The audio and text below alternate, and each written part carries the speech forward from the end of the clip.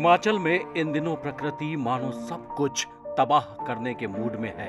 पहले भारी बारिश, बाढ़ और बादल फटने की घटनाओं में न जाने कितने लोगों की जानें चली गई।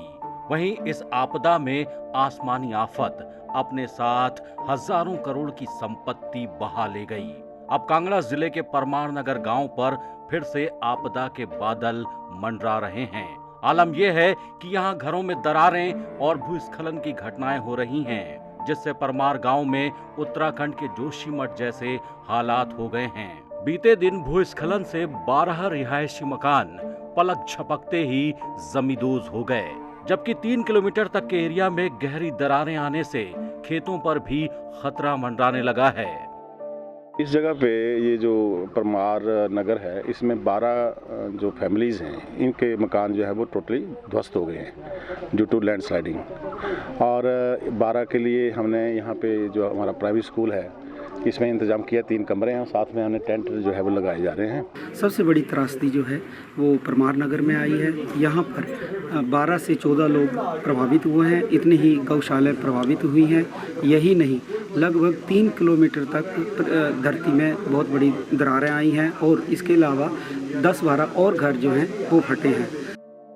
परमार नगर के इन घरों को देखिए जो पलक झपकते ही धराशायी हो गए।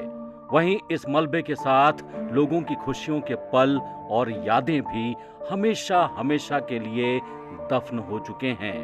अब इस टूटे ख्वाबों के घरों में लोग अपनी जरूरतों का सामान तलाश रहे हैं। सिर से छत छिन जाने से ग्रामीण सदमे में हैं। उनके ऊपर ये किसी वज्रपात से कम नहीं है। प्रशासन ने उन्हें राहत शिविर में ठहराया है, लेकिन ये लोग अब कहीं और सुरक्षित जमीन देने की मांग कर रहे हैं।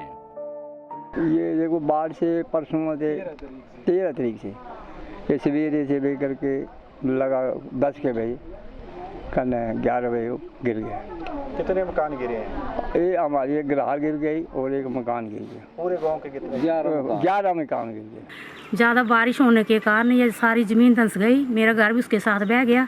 मैं घर में अकेली रहती हूँ यहाँ, और मेरे को भी सरकार इसका मुआवजा दे और साथ में इस हमारी जगह रहने का भी प्रबंध किया जाए। हिमाचल में आपदा के बाद जगह जगह से लैंडस्लाइड की घटनाएं सामने आ रही हैं। कांगड़ा के परमार गांव में भी एक साथ 12 घर लैंडस्लाइड की चपेट में आने से मलबे के ढेर में तब्दील हो गए, जिससे इन लोगों के सामने जीवन को फिर से पटरी पर लाने की चुनौती खड़ी हो गई है। ऐसे में प्रभावितों को सरकार और प्रशासन से मदद की आस है।